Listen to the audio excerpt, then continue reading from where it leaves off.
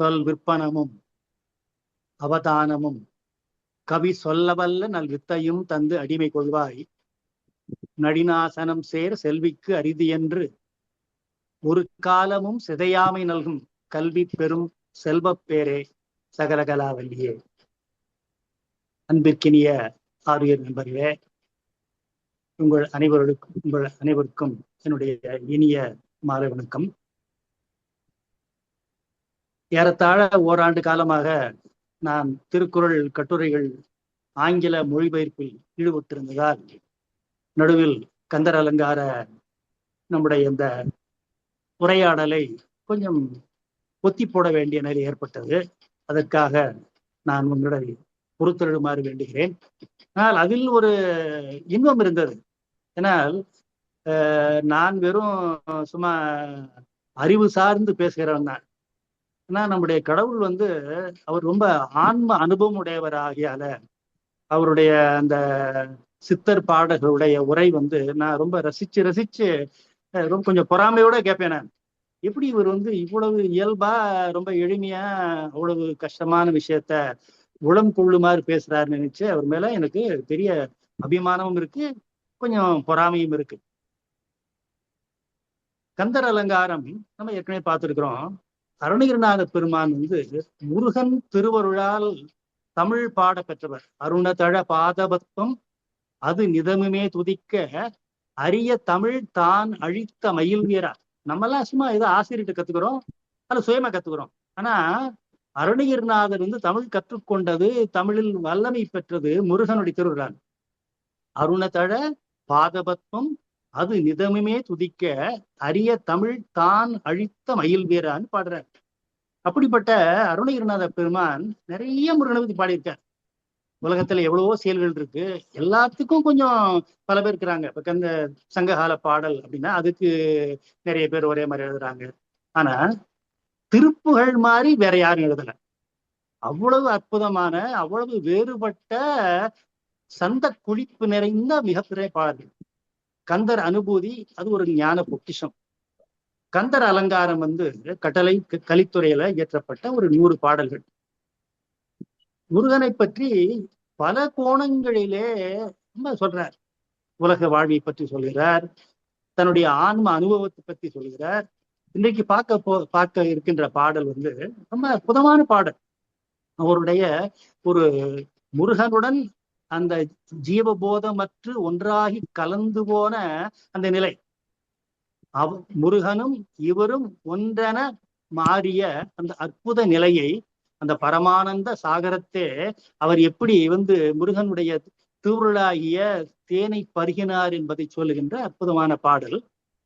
பத்தி திருமுகம் ஆருடன் பன் இரு தோள்களுமாய் தித்தித்திருக்கும் அமுது கண்டேன் செயல் மாண்டு அடங்க புத்தி கமலத்து உருகி பெருகி புவனம் எற்றி தத்தி கரைபொருளும் பரமானந்த சாகரத்தே. போன பாடல்ல அவர் எதை பத்தி பாடுறாருன்னா உலக வாழ்வு பத்தி பாடுறார். நீயான ஞான விரோந்தனை என்று நீ அருள்வாய் சேயான வேல் கந்தனே செந்திலாய் சித்திரமாதர் அல்குல் தோயா உருகி பருகி பெருகி துவழும் மாயா வினோத மனோ துக்கமானது மாய்வதற்கே. குழந்தை திருக்கோலம் கொண்டவனாகிய வேலாயுதத்தை பிடித்த கந்தவேளே, திருச்செந்தூரில் எழுந்தருளியிருப்பவனே, தம்மை பிறர் காணும்படி அலங்காரம் செய்து கொள்ளும் ஒழுக்கம் கெட்ட மாதருடைய உறுப்பில் தோய்ந்து உருகி சிற்றின்பத்தை பருகி அதனால் காமம் பெருகி செயலற்று வாட்டமடையும் இந்த மாயை விளையாட்டில் வரும் மனத்துயரம் அழியும்படி நீயன்றி வேறு அல்லாத ஞான விளையாட்டை எப்போது நீ அடியனுக்கு அருள் செய்வா என்று ரொம்ப டிஃபரெண்டா நம்மளை பத்தி பாடினார். ஆனா அந்த ஒரு மாதரனுடைய இன்பத்தை உருகி பருகி பெருகி இந்த உலகத்துல துக்கம் அடையுது. அது சிற்றின்பம். சிற்றின்பத்திற்கும் பேரின்பத்திற்கும் என்ன வித்தியாசம்னா, சிற்றின்பம் என்பது அந்த கணத்திற்கு சுகம் தரும், ஆனால் அதனால் துன்பம் விளையும். இரண்டாவது, அது நிலையற்ற இன்பம். பேரின்பம் என்பது நம்முடைய முயற்சியால் வருவதில்லை, இறைவன் அருள் புரியும். இப்ப சூரியன் தானாக உதித்தால் அன்றி சூரியனே நீ வா அப்படின்னு சொன்னா வராது. அதே போல முருகன் திருவருளை நாம் அன்பால் உருகி உருகி உருகி பெறணும். ஆனா நமக்கு பல பேருக்கு இந்த ஆனந்த அனுபவத்தை பற்றிய சும்மா ஒரு கல்வி அறிவு இருக்கே தவிர யாருக்கும் அனுபவ அறிவு இல்லை. நம்ம என்ன நினைச்சுக்கிறோம்னா அதெல்லாம் நமக்கு உரியதா இல்ல நினைக்கிறோம். ஆனா அப்படி இல்லை. மாணிக்கவாசகர் பாடல்கார் செங்கணவன்பால் திசைமுகன்பால் தேவர்கள்பால் எங்கும் இல்லாததோர் இன்பம் நம்பாலதா குங்குண் கருங்குழலி நந்தம்மை கோதாட்டி இங்கு நம் இல்லங்கள் தோறும் எழுந்தருளி செங்கமல பொற்பாதம் தந்தருளும் சேவகனை அங்கன் அரசை அடியோங்கட்கு அறமுறை நங்கள் பெருமானை பாடி நலம் திகழ பங்கைய பூம்புனல் பாய்ந்து ஆடையலோரம்பாவாய் பாடுறேன். அப்ப அவன் பெரிய பேரரசன். ஆனா நாம் உருகினால் என்ன பண்ணுவானாக்க கற்றிடும் அடியவர் புத்தியில் உரைபவர் அப்படின்னு அரண்யாவது பாடுறார். யாரு அவனுடைய திருவடிகளை உருகி உருகி நினைக்கிறார்களோ அவருடைய உள்ள கமலத்தில் முருகன் தோன்றுவான். இப்ப நம்ம கோயிலுக்கு போறோம், அங்க முருகனுடைய 6 திருமுகங்களை பார்க்கிறோம். பத்தி திருமுகம்னாக்க 6 பத்தின வரிசை அர்த்தம். பத்தி பத்தியா எழுது அப்படின்னா வரிசை வரிசையா எழுதுனது. அப்ப அவனுடைய 6 திருமுகங்களும் ஒன்றாக நாம் கோயில் எழுதி பார்க்கிறோம். அவனுக்கு 6 திருமுகம் 12 தோள். இத நமக்கு அந்த வெறும் விக்கிரகம் தான் தெரியும். ஆனால் அவர் கண்ட காட்சி அகக்காட்சி. நான் முதல்ல சொல்லியிருக்கிறேன், இறைவனை உள்ளம் உருகி வழிபட்டால் நமக்கு அகக்காட்சி தோன்றும். நம்முடைய கண்கள் ஊனக்கண்கள், ஞான கண்கள் அல்ல. அருணகிரிநாத பெருமான் போல ஞானியர்களுக்கு அவங்களுக்கு அகக்காட்சி இருக்கு. உள்ளத்தே உறையும் மாலை உள்ளுவான் உணர்வொன்றில்லா கள்ளத்தேன் தொண்டுக்கே தொண்டாய் கோலம் பூண்டேன் உள்ளுவார் உள்ளிட்டெல்லாம் உள்ளிருந்து நீ அறிவி என்று வெளிகி போய் என்னுள்ளே நான் விலவர சிரித்திட்டேனே என்று ஆழ்வார் பாடுறார். அப்ப நான் உன்பால் பக்தி உடையவனைப் போல நான் போலியாக பொய்யாக எனக்கு நானே ஒரு டிசானஸ்டாக பக்தி செலுத்தினேன். ஆனா ஒரு நாள் எனக்கு அகக்கண் திறந்தது. அந்த அகக்காட்சியில நீ தெரிந்தாய். நீ என்னை பார்த்து சிரிக்கிறாய் நக்கல் பண்ணி. ஏன்டா டே, உலகத்துல எனக்கு தெரியாத விஷயம் இருக்கா, என்னையே ஏமாத்துறதுக்கு நீ போலியா பக்தி வேஷம் போடுறியே என்று சொல்லி அவன் சொன்னதை உணர்ந்தவுடன் என்னுடைய அறியாமை நிறைந்து நான் விலாநோக சிரித்தேன் என்று ஆழ்வார் பாடுறது. அதே போல நாம் இந்த மாயா வினோதம் தானே நம்ம உருகிறோம். அதுல எப்படி சித்திரமாதர் அல்குள் உருகி பெருகி நான் துன்பம் அடைகிறேன். இந்த சிற்றின்பம் எல்லாம் ஒரு காலத்துக்கு மட்டும்தான் இன்பம் தரும். ஆனால் முருகனுடைய திருவருள் பெற்று அந்த ஞான இன்பத்தை அடைந்து விட்டால் நமக்கு எல்லா கால தேச வர்த்தமானங்கள் எல்லாம் மறைந்து போயிடும். நாம் வாழ்கின்ற உலகம் ஒரு பொய் உலகம். இது சிற்றின்பம். இப்ப சிற்றின்பம் சொல்கிற பொழுதே பேரின்பம்னு ஒன்று இருக்குல்ல. அப்படின்னு என்ன பொருள்? ஒருத்தனுக்கு 2 பிள்ளைங்க, ஒருத்தன் ஸ்கூலுக்கு போயிருக்கிறான், இன்னொருத்தன் விளையாண்டுருக்கான். இங்க இருக்கிறவன் சின்ன பையன் அப்படின்னு என்ன பொருள்? அப்ப இவனுக்கு மூத்த அல்லது பெரிய பையன் இருக்கான்னு பொருள். அப்ப சிற்றின்பம் நாம் அடைகின்றது. நம்முடைய இந்திரியங்கள் இருக்கே, நம்முடைய ஐம்புலன்கள், இவையெல்லாம் இன்பம் தருவன போல தோன்றுகின்றன, ஆனால் துன்பத்திற்கு செல்கின்றன. இப்ப நமக்கு உணவின் மீது ஈடுபாடு வச்சுங்க, நல்ல வாய்க்கு ருசியா இருக்கு அப்படின்னு சாப்பிடும். ஆனால் அதனால் எத்தனையோ தீமை வருது. இப்ப சர்க்கரை நோய் சாப்பிட்டா சர்க்கரை நோய் வருது, உப்பு சாப்பிட்டா இதய நோய் வருது, இப்படி பல நோய்கள் வருது. அதே போல ஐம்புலன்களால் உண்டாகிற இன்பங்கள் அனைத்துமே நிலையற்றவை, இன்பம் போல தோன்றி பொய்யின்பம் தருபவன. ஆனா முருகப்பெருமானுடைய திருவருளாலே நாம் அந்த ஞான ஆனந்தத்தை அனுபவித்து விட்டால் அது எப்படி இருக்குனாக்க அமுதம் போல இருக்குமாமா. அமுதம் எளிதில் கிடைக்குமா? ஒரு காலத்துல தேவர்கள் பாற்கடலை கிடைந்தார்கள், ஆலகால விஷம் தோன்றியது. அந்த தேவர்கள் கிடைவதற்கு திருமால் உதவினான். அங்க அந்த அமுது தோன்றியது, தேவர் அமுது தோன்றியது. ஆனால் அந்த அமுது கூட முருகன் திருவருளால் நம்முடைய உள்ள கமலத்தில் விளைகின்ற அமுதுக்கு ஒத்ததல்ல. அந்த பாற்கடலை கிடைந்த போது கிடைத்த அமுதானது நமக்கு ஒரு நல்ல சுகமான வாழ்க்கையை தரும். ஆனால் அந்த அமுதம் நமக்கு பிறவி பிணியை அற்றுப்போக செய்யாது, அது நம்மை சிரஞ்சீவியாக வாழவும் செய்யாது. ஆகவே அந்த அமுதம் கூட குறைவுடையது. அதை காட்டிலும் ஒரு உயர்ந்த அமுதத்தை பற்றி இந்த பாடல சொல்றார். நாம் முதலே சொன்ன மாதிரி ஒரு கோயிலுக்கு போறோம், விக்கிரகத்தை பார்க்கிறோம், நம்ம நூல்களை படிக்கிறோம். இப்போ முருகனை பத்தின்னு வச்சுங்களேன், முருகனை பத்தி பார்க்கிறோம், பல கோயில்கள்ல போறோம், அறுபடை வீடு தரிசனம் பண்றோம், முருகனை பற்றிய பாடல்களை படிக்கிறோம். இப்ப விக்கிரகத்தை பார்ப்பது ஒரு நிலை. முன்னோர்கள் அவனை பற்றி எப்படி சொல்லியிருக்காங்க? திருமுருகாற்றுப்படையில தான். இப்ப ஒருத்தன் முருகனை பற்றி தெரிந்து விரும்புறான், எங்கெங்கெல்லாம் இருப்பான்ங்கிற பொழுது அந்த ஆற்றுப்படுத்துதல்னா வழிகாட்டுதல். அந்த முன்னோருடைய வழிமுறை எனக்கு தெரியும். இப்ப நம்ம ஒரு சம்பிரதாயத்தை மேற்கொள்கிறோம்னாக்க அதற்கு முன்ன அந்த வழியில சென்றவர்கள் இருப்பார்கள். அந்த வழியில நாம் செல்ல செல்ல நமக்கு அந்த காட்சி புலனாகும். இப்ப அருளாளர்கள் இப்ப வைணவ மரபை சார்ந்தவர்கள் பெருமாளை பத்தி பாடுறாங்க, சைவ மரபை சார்ந்தவர்கள் சிவனை பத்தி பாடுறாங்க, முருகனை பத்தி பாடுறாங்க, கணபதி பத்தி பாடுறாங்க. ஒவ்வொருவருடைய அனுபவங்களும் தனித்தனியாக இருப்பதனால நாம் என்ன நினைக்கிறோம், இது நமக்கு சித்திக்கின்ற விஷயம் அல்ல. ஏன்னா எல்லாம் ஒரே வழி சொன்னப்ப நீங்க இங்க இருந்து ஒரு ஊருக்கு போகணும்னு ஒரு வழி சொன்னா எல்லாரும் புரியும். ஆனா பல்வேறுபட்ட வழிகளை சொல்வதனால இது நமக்கு வாய்க்காது என்கின்ற சந்தேகம் நம்ம உள்ளத்துல இருக்கு. ஆனா என்ன சொல்றாங்க அருளாளர்கள், இப்ப இனிப்புன்னு வச்சுங்க, அது லட்டா இருக்கலாம், ஜிலேபியா இருக்கலாம், பூந்தியா இருக்கலாம், எதுவாக இருந்தாலும் அதனுடைய முடிந்த முடிவு என்னன்னா இன்பம் தான், இனிப்பு தான். அதை போல அருளாளர்கள் வேறு வேறு தங்களுடைய உபாசனை முறையினாலே சாதனங்களாலே மூர்த்திகளாலே வழிபட்டு சொன்னாலும் அந்த இன்பமானது ஒன்றுதான், அது மாறுபடாதது. இப்ப முருகனை முதல்ல எப்படி பார்த்திருக்கிறார் அருணகிரிநாத பெருமான், கோயில்ல போய் அவனுடைய 6 திருமுக வரிசையை பார்த்திருக்கிறார், 12 தோள்களை பார்த்திருக்கிறார். இது வெளியில கண்ட காட்சி. ஆனால் என்ன ஆச்சுனாக்க நமக்கு எப்போது பார்த்தாலும் மனசு அடங்கவே அடங்காது. எப்ப பார்த்தாலும் மனசு ஏதாவது ஒன்று பண்ணும். மனம் என்பது 4 வகைப்பட்டதுன்னு சொல்றாங்க. அதுக்கு அந்த கரணம்னு பேர். மனம் என்றால் என்ன? ஒன்றை விட்டு ஒன்றை பற்றி ஆசைப்படுவது. இப்ப நம்ம ஒண்ணு நினைக்கிறோம், இதை விட அது நல்லா இருக்குமோ, அதை விட அது நல்லா இருக்குமோ என்று ஒன்றிலிருந்து ஒன்றை பற்றி குரங்கை போல இருப்பது மனம். ஒரு குரங்குன்னு சொல்றோம் இல்லையா, அப்படி பண்றது மனம். அதுக்கடுத்து அகங்காரம், எப்போதும் நான் என்கின்ற உணர்வோடு இருப்பது. நான் என்பது அகங்காரம், எனது என்பது மமகாரம். யான் எனது என்னும் செருக்கறுப்பான் வானோர்க்கு உயர்ந்த உலகம் புகும். இப்ப நம்ம தேவர்கள் பார்க்கடலை கிடைஞ்சாங்க, அமுதம் கிடைச்சது, அது ஒரு கீழ்நிலை தான். அதற்கு மேற்பட்ட ஒரு நிலை இருக்கிறது, அதுதான் இறைவனோடு ஒன்றி போதல். அப்ப நமக்கு நான் எனது என்கின்ற நிலை இங்கே அவனோடு அவனுடைய சுரூபத்தில் நாம் அடங்கி போகிறோம். அப்படிப்பட்ட ஒரு நிலை. அடுத்து சித்தம், ஒன்றை கடைபிடித்து உறுதியாக இருப்பது. வில் பவர்னு சொல்றோம் இல்லையா, ஸ்ட்ராங் வில் பவர் அப்படின்னா அதுதான் சித்தம். புத்தின்னா இது இத்தகையது என்று வேறு பிரித்து பார்ப்பது. நமக்கு புத்தி இருந்ததுன்னா அவனுக்கு புத்தி இருக்கான்னு கேட்கிறோம் அப்படின்னா இது நல்லதா கெட்டதா என்று நாம் பிரித்து பார்ப்பது.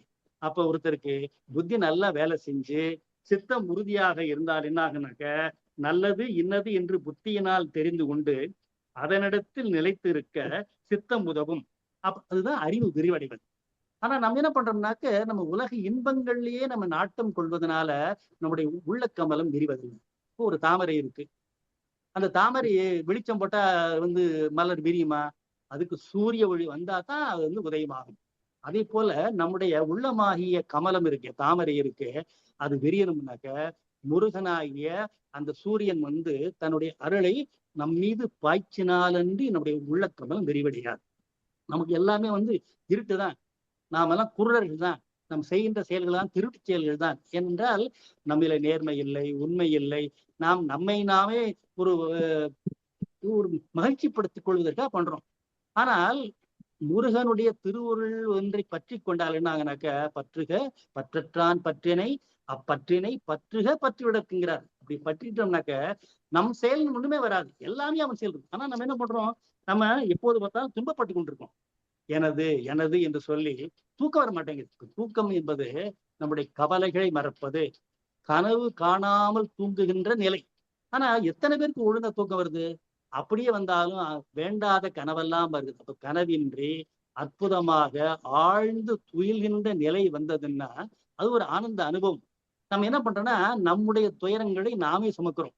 அப்படி இல்லாம முருகனுடைய திருவடித்தாள்களிலே நம்முடைய அவனை போட்டி என்னுடைய எண்ணங்கள் சொற்கள் செயல்கள் அனைத்தும் முருகா உன் திருவடிகளுக்கே அர்ப்பணம் என்று சொல்லிவிட்டால் அவன் தாங்கிக் கொள்வான். இந்த கருத்துடைய ஒரு பாடலை முதல் எழுதியிருக்கிறேன், போட்டிருக்கேன். உலகையே சுமக்கும் உனக்கு கேவலம் என் சுமையும் ஒரு பாரமா, அண்டத்தை அழாதி ஆழ்பவன் நீ, அடியவன் என்னை அடைவதும் உனக்கு ஒரு தூரமா, இமைகளின் கனத்தை தாங்கா இருவழிகள் இரவெல்லாம் தூக்கம் துறந்தன, திருட்டு மூட்டையாம் குருட்டு வேதனை தோளில் ஏற்றியே நடந்த பாதங்கள் பழகின பாதையும் மறந்தன, பாரவண்டி பக்கத்தில் இருக்க என் தலையில் ஏன் இந்த சும்மாடு சுமைகேடு, அப்பாடா என் தோளின் சுமையை உன் தாழில் போட்டதும் கண்களில் தூக்கம் கப்பிக்கொண்டது, நெஞ்சில் அமைதி அப்பிக்கொண்டது இன்னும் ஒரு காலத்துல எழுதியிருக்கேன். அப்ப நாம் நம்முடையது என்று நினைக்கின்ற பொழுதுதான் நமக்கு அதை சுமக்கிற வேலை இருக்கு. முருகா, நன்றே வரினும் தீதே விழையினும் நான் அறிவது ஒன்றேயும் இல்லை, உனக்கே பாரம், எனக்குள்ளவெல்லாம் உனதென்று அழித்து விட்டேன், அழியாத குணக்குன்றே அருட்கடலே இமவான் பெற்ற கோமடமேன்னு அபிராமி அந்தாதியில பட்டர் பாடுறாரு. அதே போல இது வந்தாலும் சரி, கவலை இல்லை, நீதான் எனக்கு துன்பம் தரையா கொடு. இப்ப ரமண மகரிஷி எல்லாம் அப்படித்தான் வாழ்த்தவங்க. அவங்க எல்லாம் எந்த அவர் பெரிய நோய் வந்தா கூட அந்த நோயை கண்டு அவர்கள் அஞ்சியதில்லை. இது விடத்தையும் நோவையும் வெம்பகை அதனையும் துச்சமென்று எண்ணி துயரில்லாதிங்கு நிச்சலும் வாழ்ந்து நிலை பெற்றவங்களாவது பாரதி பாடுறான். பாரதி 39 செத்து போயிட்டான். ஆனா அவன் அமரனா இருக்கிறான்ல, இயற்கையே அவனை காப்பாற்றுகிறது. இப்ப அன்னைக்கு பேசும்போது ஒரு இலங்கை ஜெயரை சொல்லியிருந்தார், 2000 ஆண்டுகளுக்கு முன்பாக திருக்குறள் இன்றைக்கும் மீட்போடு இருக்கு. ஆனா அன்னைக்கு செப்பு பட்டத்தில் எழுதல, சாதாரண அழிந்து போகிற கரையான் அரிக்கின்ற ஓலை சுவடிகளில் எழுதினாங்க. ஆனால் அப்படிப்பட்ட திருக்குறளை, கம்பராமாயணத்தை எல்லாம் எது காப்பாற்றி உயிர்ப்புடன் வைத்திருக்கிறது? இம்மாற்றலா இயற்கை அல்லது இறைவன். ஆனா நம்ம நேற்றைக்கு எழுதுனது இன்றைக்கு ஒன்றுமில்லாம போயிடுறது. லட்சம் ரூபாய்க்கு பரிசு கூட வாங்கியிருக்கலாம். ஆனால் அந்த நூல்கள் காலம் கடந்து நிற்பதில்லை. அதை போல முருகனுடைய திருவருள் ஒன்றே போதும் என்று அவனுடைய திருவடியில் தோய்ந்து எல்லாம் உனக்கே என்று சென்று செய்து விட்டால் பிறகு நம்முடைய செயல் ஒன்றுமில்லை. அப்படிப்பட்ட ஒரு நிலை பெரிய ஆனந்த சாகரம்ங்கிறார். இப்ப நம்முடைய புத்தி இருக்க, அது ஒரு கமலம், ஒரு தாமரை. அப்ப அது குவிந்து இருக்கு. அது விரியன்மன் என்ன பண்ணணும்? முருகனுடைய திருவருள் நம்முடைய ஒரு சூரிய வெளிச்சம் போல மேல் படணும், அந்த தாமரையில் படணும். அதுக்கு என்ன பண்ணணும்? நம்முடைய செயல்கள்னு நம்ம செய்கிறோமே, இதெல்லாம் அவனுடைய செயல்களா மாத்தணும். என்னுடைய செயல்கள் அவனுடைய செயல்கள், செயல் மாண்டு அடங்க. அப்படி பண்ண என்ன ஆகும்? புத்தி கமல் நம்முடைய உள்ள தாமரையில ஒரு ஊற்று பெருக்கும். எப்படி ஒரு மலையிலிருந்து ஊற்று அது ஆறாக பெருகி அது கடலாக போகிறதோ, அதே போல புத்தியாக தாமரையில ஒரு ஆனந்தத்தின் ஊற்றாக போகுது. அது என்ன ஆகுது? உருகுது, பெருகுது, பெருகி அப்படி வளர்ந்து வளர்ந்து இந்த உலகத்தையே பெரிய கடல் பொங்கி வந்தது. என்ன ஆகும்? அது உலகையே மூழ்கடிச்சோம். அதை போல நான் என்கின்ற, எனது என்கின்ற அகங்கார மமகாரங்களை அந்த புத்தி தாமரையில் ஊறுகின்ற தேனானது உருகி பெருகி புவனத்தையே எற்றி அப்படி பொங்குது, கரை புரழுது. அது என்னன்னாக்க பரமானந்த சாகரம். இது ஆனந்த சாகரம் அல்ல, பரமானந்த சாகரம். நம்ம ஒரு பாட்டு சொல்றோம் இல்ல, உனக்கு சொல் விற்பனமும் அவதானமும் கவி சொல்ல வல்ல நல் வித்தையும் தந்து அடிமை கொள்வாய், நடிநாசனம் சேர் செல்விக்கு அரிதி என்று ஒரு காலமும் சிதையாமை நல்கும் கல்வி பெரும் செல்வ பேரே சகல கலாவல்லி. அப்ப கல்வி என்பது பெரும் செல்வம்னா சின்ன செல்வம் எது? இப்ப நம்ம திருமகள் அருளால் வருகின்ற வெறும் செல்வம் இருக்கு, அது சிறு செல்வம், சிற்றின்பம் போல. ஆனால் சரஸ்வதி தேவியினால நமக்கு அந்த ஞானமாகிய செல்வம் கிடைத்தால் அது பெரும் செல்வம். அதே போல சிற்றின்பத்தில் தோய்ந்திருக்கிற மனம் செயல் அடங்கி போனால் நம்முடைய புத்தியாகிய தாமரையில என்ன ஒரு ஆனந்த ஊற்று வரும். அந்த ஊற்று உருகி பெருகி இந்த புவனத்தையே மூழ்கடிக்க செய்து பொங்கி கரை புரடும். அது எதுனாக்க பரமானந்த சாகரம். சாகரம்னா கடல். அந்த சாகரத்துல அருணகிரின் பெருமானுக்கு ஒரு காட்சி தெரியுது. நமக்கெல்லாம் கோயில்ல இருக்க கிரகம் தான் தெரியும், அல்லது ஒரு கேலண்டர்ல அல்லது ஒரு படத்துல இருக்கிறது தெரியும். ஆனால் அவருக்கு இந்த உள்ளத்தில் தோன்றுகின்ற பரமானந்த சாகரத்தில் கோயில்களில் வரிசையாக பார்த்த ஆறுமுகமும் 12 தோள்களுமாய் தித்தித்திருக்கும் அமுது கண்டேன், கண்டுகொண்டேன், தேடி கண்டுகொண்டேன், நான்முகனும் மாலும் மரியா தேவனைலாம் அருளாளர்கள் பாடுகிறார்கள். அதே போல அவருடைய உள்ளத்துல தோன்றிய அந்த பரமானந்த சாகரத்தை அவர் பார்த்தது என்ன காட்சி? அருட்காட்சி. முருகனுடைய 6 முகங்கள் வரிசையா இருக்கு, அவனுடைய 12 தோள்களும் இருக்கு. அது தித்தித்திற்கும் அமுது கண்டேன். இப்ப அந்த அந்த அதுக்கு இன்டிஸ்கிரைபபிள் அந்த ஜாய். ஆனா நம்முடைய உலக வழக்குல நமக்கு புரியுற மாதிரி சொல்லணுங்கிறதுக்கு என்ன பண்றாருனாக்க, அந்த அமுது தித்தித்திருக்கும் அமுது. இனிப்பா இருக்கிற ஜிலேபின்னு சொல்லலாமா? ஜிலேபின்னு இனிப்பா இருக்கும், ஆனா புரியாதவங்களுக்கு தித்தித்திருக்கும் அமுது கண்டேன். அப்படிப்பட்ட அருட்காட்சி கண்ட மகான் நம்முடைய முருகப்பெருமான். முருகப்பெருமானுக்கு 6 முகங்கள் இருக்கு. அதை பத்தி திருமுறாற்றுப்படையில சும்மா சொல்றாரு, அதை மட்டும் சொல்லிடுறேன். ஒரு முகம் என்ன பண்ணுதான், உலகம் எங்கும் நிறைந்திருக்கின்ற இருளை போக்கி ஒளி தருகின்றது. மாயுருள் ஞானம் மறுவின்றி விளங்க பல்கதிர் விரிந்தன்று ஒரு முகம். அடுத்த முகம் தன்பால் அன்பு செய்பவருடைய விருப்பத்தை நிறைவேற்றி வரம் கொடுக்கின்றது ஒரு முகம். ஆர்வலறியத்த அமர்ந்து இனிது ஒழுகி காதலின் உவந்து வரம் கொடுத்தன்றே. மூன்றாவது முகம் உலகம் நன்றாக இருக்க அந்தணர்கள் செய்யும் வேள்விகளுக்கு ஆக்கம் தேடுவது ஒரு முகம். மந்திர விதியின் மறுபொழி வழா அந்தணர் வேள்வி ஓர்க்குமே. அடுத்த முகம் ஐயங்களை போக்கி தெளிவாக்குகின்றது ஒரு முகம். எங்கிய பொருளை ஏமுற நாடி திங்கள் போல திசை விளக்குமே. ஆறாவது முகம் நல்லவர்களுக்கு அஞ்சாவது முகம் நல்லவர்களுக்கு உண்டாகும் துன்பத்தை போக்குகின்றது ஒரு முகம். தெருணர் தேய்த்து செல்சமுருக்கி கருவுகள் நெஞ்சமோடு களம்பேட்டன்றே. ஆறாவது முகம் ஆன்மாக்களின் பிரதிநிதியாக இருக்கின்ற வள்ளிக்கு இன்பம் தருகின்றது ஒரு முகம்.